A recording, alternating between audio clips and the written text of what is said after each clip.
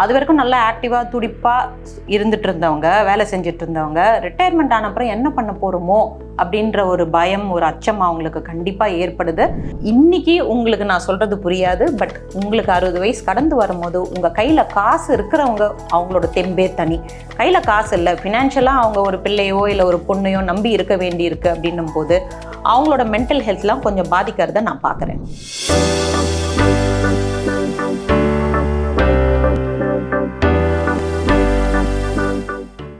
வணக்கம் டாக்டர். வணக்கம் sir.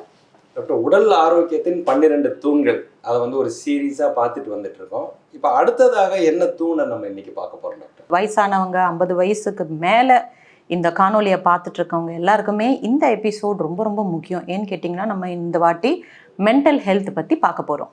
Mental health அதை எப்படி நம்ம வரையறுக்கிறது டாக்டர்? இப்போ எல்லாருமே இருந்துட்டு இருக்காங்க, எல்லாருமே சந்தோஷமாக இருந்துட்டு இருக்காங்க, அவங்கவுங்க நடவடிக்கைகள், அவங்கவுங்க வாழ்க்கையை அவங்க பயணிச்சுட்டு தானே இருக்காங்க, குறிப்பாக முதியவர்கள்.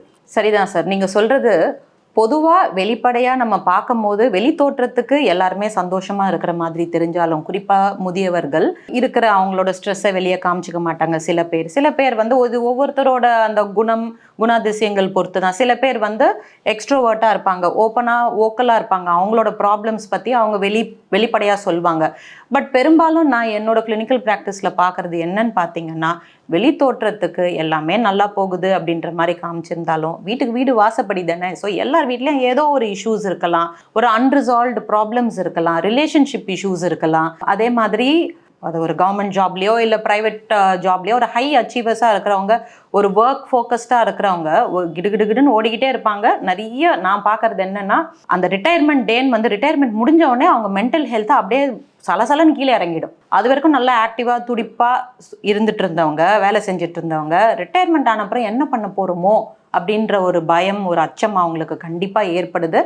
இந்த காணொலி அந்த மாதிரி இருக்கிறவங்க, அந்த மாதிரி ரொம்ப வேகமாக தன்னை பற்றி தானே நினைக்கக்கூடிய அளவுக்கு டைம் இல்லாதவங்க, வேலைன்னு போயிட்டே இருக்கிறவங்க, ஒரு ஹை அச்சீவர்ஸ்ன்னு சொல்கிறோம் இல்லையா, அந்த மாதிரி இருக்கிறவங்களுக்கு இந்த காணொலி ரொம்ப யூஸ்ஃபுல்லாக இருக்கும். டாக்டர், இப்போ வாழ்க்கை ஃபுல்லாக அவங்க ஓடிக்கிட்டே இருந்திருக்காங்க, இப்போ ஓய்வு பெற்றோன்னா அது ஒரு நிம்மதியான, ஒரு சந்தோஷமான ஒரு காலம் தானே?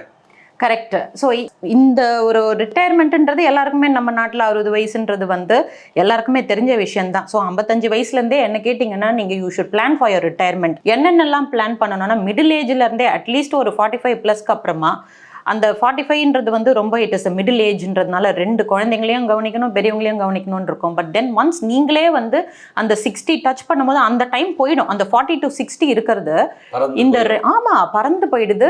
அண்ட் குழந்தைங்களை பேலன்ஸ் பண்ணி அவங்கள ஒரு நல்ல லெவலுக்கு படிக்க வச்சு நம்ம கல்யாணம் பண்ணி கொடுக்கறது, இந்த விஷயங்கள் போகிற அந்த காலகட்டம் வேகமாக ஓடுறதில்ல, நீங்கள் உங்களையே எழுந்துருவீங்க.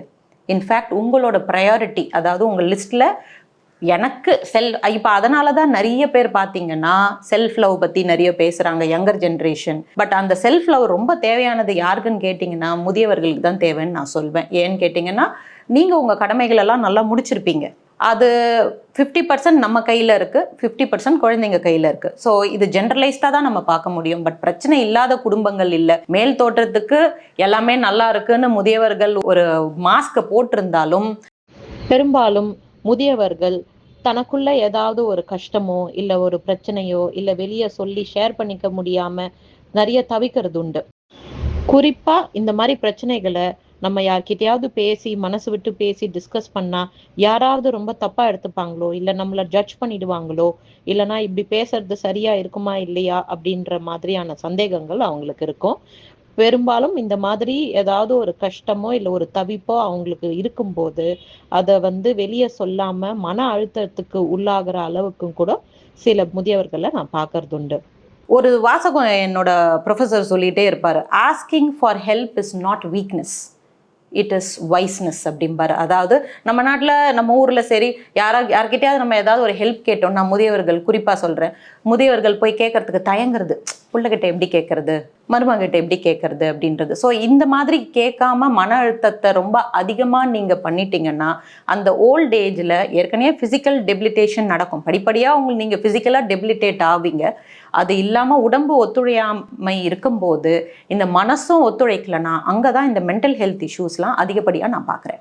ஸோ என்ன விதமான பிரச்சனைகளோ இல்லை கவலைகளோ உங்களுக்கு இருந்தாலும் அதை உங்கள் மனசோட சேர்ந்து பூட்டி வச்சுக்காம உங்களுக்கு தேவையான ஹெல்ப்பை உங்களை சுற்றி இருக்கிறவங்க கிட்டேயோ இல்லை உங்களோட டாக்டர் கிட்ட நீங்கள் போகும்போது உங்களோட ஃபேமிலி டாக்டர்னு இருப்பாங்க இல்லையா, அவங்க கிட்ட நீங்கள் மனசை விட்டு சில விஷயங்கள் சொல்லும்போது உங்களுக்கு தேவையான அந்த மென்டல் ஹெல்த் சப்போர்ட்டும் உங்களுக்கு கிடைக்கும்.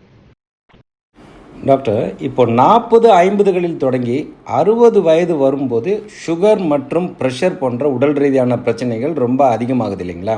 அந்த மாதிரி ஒரு முதியவர்கள் அவங்க ஓய்வு காலத்தை நெருங்கும் போது வேற என்ன மாதிரியான பிரச்சனைகள்லாம் அவங்களுக்கு வரலாம்? ஸோ ஆக்சுவலாக இப்போ நான் இந்த விஷயம் நீங்கள் கேட்குறது போன ஜென்ரேஷனில் ஈவன் எக்கனாமிக்கலி சொல்கிறேன் நான், very few people will be economically stable. 1980ஸ்லாம் 40ஸ்ல இருந்தவங்களுக்கு இப்போ இருக்காது. ஸோ இப்போ ஐ சி எ ஷிஃப்ட், அந்த டெமோகிராஃபியில் பாப்புலேஷனில் ஐ சி எ ஷிஃப்ட்.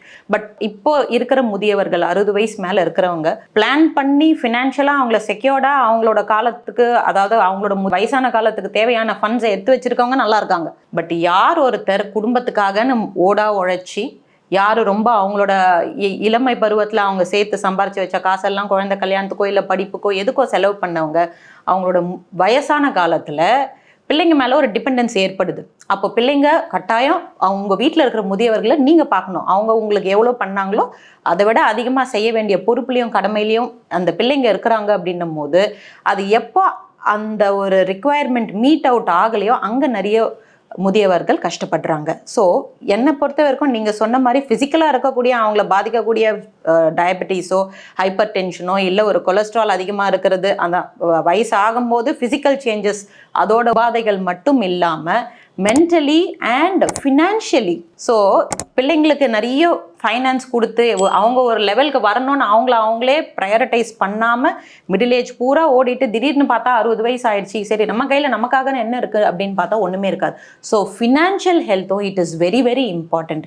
இப்போ நம்ம அதை ஃபினான்ஷியல் ஹெல்த்துன்னு சொல்கிறோம். ஸோ நீங்கள் 50 வயசுக்கு அட்லீஸ்ட் மேலே இருக்கிறீங்கன்னா உங்களோட ரிட்டையர்மெண்ட் காசு அப்படின்ற ஒரு விஷயத்தையும் நீங்கள் யோசிக்கணும். ஏன்னா இன்னைக்கு உங்களுக்கு நான் சொல்கிறது புரியாது, பட் உங்களுக்கு 60 வயசு கடந்து வரும்போது உங்கள் கையில் காசு இருக்கிறவங்க அவங்களோட தெம்பே தனி. கையில் காசு இல்லை, ஃபினான்ஷியலாக அவங்க ஒரு பிள்ளையோ இல்லை ஒரு பொண்ணையோ நம்பி இருக்க வேண்டி இருக்கு அப்படின்னும் போது அவங்களோட மென்டல் ஹெல்த்லாம் கொஞ்சம் பாதிக்கிறத நான் பார்க்குறேன். ஃபினான்ஸ் ரொம்ப முக்கியம். அதாவது பணம் இல்லை, அருள் இல்லாருக்கு அவ்வுலகு இல்லை, பொருள் இல்லாருக்கு இவ்வுலகு இல்லைன்ற. கண்டிப்பாக. பட் வேற என்னென்ன காரணங்களால ஒருத்தங்களோட மென்டல் ஹெல்த் பாதிக்கப்படுதுங்க பர்டிகுலராக முதுமையில்? ஸோ முதுமையில் வேற என்னென்னலாம் பாதிக்குது அப்படின்னு நீங்கள் பார்த்தீங்கன்னா, ஸோ பொதுவாக நம்மளோட வாழ்க்கையே பிறந்ததுலேருந்து அதுக்கப்புறம் சின்ன பிள்ளையா இருந்து அப்புறம் பூப்படைந்த அப்புறமா ஆண்களும் சரி பெண்களும் சரி அந்த அடலசன்ட் பீரியடு, அப்புறம் யங் அடல்ட்ஸ், அப்புறம் ரீப்ரடக்டிவ் ஏஜ் குரூப்பில் இருக்கிற அடல்ட்ஸ், அப்புறமா மிடில் ஏஜ், ஓல்ட் ஏஜ், இதுதான் ஒரு பரிணாம வளர்ச்சி இல்லைங்களா? ஸோ இதில் பார்த்தீங்கன்னா எப்படி ஒரு மெனார்கி, அதாவது பூப்படைதல் இருக்கோ அதே மாதிரி எல்லாருக்குமே இந்த ஆண்ட்ரோபாஸ் மெனோபாஸ் அப்படின்னு சொல்கிறோம். மெனோபாஸ் எல்லாருக்கும் தெரியும், பட் ஜென்ஸ் தெரிஞ்சுக்க வேண்டியது என்னன்னா, லேடிஸ்க்கு எப்படி மெனோபாஸ் இருக்கோ அதே மாதிரி ஜென்ஸ்க்கு ஆண்ட்ரோபாஸ்னு ஒன்று இருக்குது. ஸோ நம்மளோட உடம்பு ஃபிசியாலஜி, அதாவது உடல் இயல்னு சொல்லுவோம், இது எல்லாமே எதை மையமாக வச்சு இயங்குது அப்படின்னு பார்த்தீங்கன்னா ஹார்மோன்ஸும் நம்ம சாப்பிடக்கூடிய உணவில் இருக்கக்கூடிய sugars, protein and micro and macro நியூட்ரியன்ஸ்னு சொல்கிறோம் இல்லையா? மேக்ரோவில் தான் protein, sugar and fatty acids வரும், மைக்ரோ நியூட்ரியன்ஸில் விட்டமின்ஸ் அண்ட் மினரல்ஸ் வரும். ஸோ இது எல்லாத்தோட ஒரு இன்ட்ராக்ஷன், ஒரு கிராஸ்டாக், அது ஃபைனலாக நமக்கு கொடுக்கக்கூடிய எனர்ஜி, நம்ம பிராணசக்தியை யூஸ் பண்ணி கன்வெர்ட் பண்ணுற எனர்ஜி, அதுலேருந்து வரக்கூடிய பை ப்ராடக்ட்ஸ், இது எல்லாத்தையும் தான் நம்ம பிளட் டெஸ்ட் பண்ணும் போது ஒரு லிவர் ஃபங்க்ஷன் டெஸ்ட்டாவோ இல்லை ஒரு லிபிட் ப்ரொஃபைலாவோ ஒரு சுகர் டெஸ்ட்டாவோ நம்ம பார்க்குறோம். ஸோ இதெல்லாம் சின்ன வயசுலேருந்து பார்த்திங்கன்னா மாறிட்டே இருக்கும், எவ்ரி 10 years மாறிட்டே வரும். ஸோ அது மாதிரி மாறும்போது 40லேருந்து 50 வயசுக்குள்ளே இந்த மெனப்பாஸ், பெரிமெனப்பாசல் ஏஜ் குரூப்புன்னு நம்ம சொல்கிறோம். 10 வருஷம் மெனப்பாஸ் ஆகிறதுக்கு முன்னாடியே நம்ம பெரிமெனப்பாசல் சொல்கிறோம். அதே மாதிரி ஆண்களுக்கும் ஆண்ட்ரோபாஸ் நடக்குது அப்படின்னும் போது இந்த ஹார்மோன்ஸ்லாம் ரொம்ப இம்பார்ட்டண்ட்டு நம்ம மென்டல் ஹெல்த்து. ஏன்னா நம்ம மென்டல் ஹெல்த் அப்படின்னு பேசும்போது அந்த மைண்டுன்றது எங்கே இருக்குது? பாடிக்குள்ளே தான் இருக்குது. ஸோ இது வந்து ஒரு 2-வே மெக்கானிசம். உங்கள் ஃபிசிக்கல் ஹெல்த் நல்லா இருந்தால் தான் உங்கள் மென்டல் ஹெல்த்தை ப்ரொமோட் பண்ண அது ஹெல்ப்ஃபுல்லாக இருக்கும். அப்புறம் இன்னொரு முக்கியமான ஒரு காரணம், நம்ம வயசு ஆகும்போது நம்மளோட கிட்னி ஃபங்க்ஷன்ஸ் மாறுறதா சமீபத்தில் வர ஏஜிங் ரிலேட்டட் ரீசர்ச்சஸில் சொல்கிறாங்க. இந்த கிட்னி மாறுதல்கள் ஏற்படும் போது நம்மளோட உடம்புல ரத்த பரிசோதனை பண்ணும்போது யூரியா கிரியாட்டினின்லாம் பார்க்குறோம் இல்லையா, இது வந்து ரீனல் ஃபங்க்ஷன் டெஸ்ட்டோட basic test, urea and creatinine. இது இல்லாமல் எலக்ட்ரோலைட்ஸும் பண்ணுவோம். பட் பொதுவாக இந்த யூரியா அண்ட் கிரியாட்டினின் எவ்வளோ அளவில் இருக்குன்றது வந்து ரொம்ப முக்கியமாக நம்ம பார்ப்போம். ஸோ 60 வயசு கடக்கும்போது இயல்பாகவே எல்லாருக்குமே கிட்னி ஃபங்க்ஷன் கொஞ்சம் கம்மி ஆகிறதுனால படிப்படியாக 60 வயசுக்கு மேலே நம்மளோட பழக்க வழக்கங்களை அடிப்படையாக வச்சு, அதே மாதிரி நம்ம எவ்வளோ உப்பு சாப்பிட்றோம், எவ்வளோ ப்ராசஸ்டு ஃபுட்டு சாப்பிட்றோம், இதை பொறுத்து நம்மளோட கிட்னியோட செயல்பாடு 60 வயசுக்கு மேலே நல்லா வச்சுக்க முடியும். அப்படி இல்லைன்னா படிப்படியாக அது செயலிழக்கிற அந்த ஒரு தன்மையை இயல்பாகவே நமக்கு உடம்பு வயசாகும்போது நடக்கக்கூடிய ஒரு ப்ராசஸ் தான். அதனால கிட்னியை நம்ம ஆரோக்கியமாக வச்சுக்கிறது ரொம்ப முக்கியம். ஏன்னா யூரியா அண்ட் கிரியாட்டினின் இது ரெண்டுமே அதிகமாகும் போது அது என்ன இண்டிகேட் பண்ணுது அப்படின்னு பார்த்தீங்கன்னா, உங்க உடம்புல இருந்து வெளியே ஏற்றப்பட வேண்டிய அந்த கழிவுகள் வெளியே போகாம உடம்புக்குள்ளவே அது வந்து சர்க்குலேஷன்ல இருக்கும்போது பிரெயின் ஃபங்க்ஷன்ஸ் கூட இந்த யூரியா அண்ட் கிரியாட்டினின் அதிகம் ஆகும்போது இந்த பிரெயின் ஃபங்க்ஷன்ஸும் கம்மி ஆகிறதா ஆராய்ச்சிகள் சொல்லுது. அதனால முதியவர்கள் 60 வயசு மேல இருக்கிறவங்க நல்லா தண்ணி குடிக்கிறது ரொம்ப இம்பார்ட்டன்ட். அதே மாதிரி உணவு பழக்க வழக்கங்கள், ஆரோக்கியத்தை ப்ரமோட் பண்ணக்கூடிய விஷயங்கள், அதாவது எக்ஸசைஸ் பண்றது, வாக்கிங் போறது. அதனால தான் எந்த டாக்டர் பார்த்தாலும் நீங்க வாக்கிங் போனீங்களா, வாக்கிங் போங்கன்னு சொல்றது.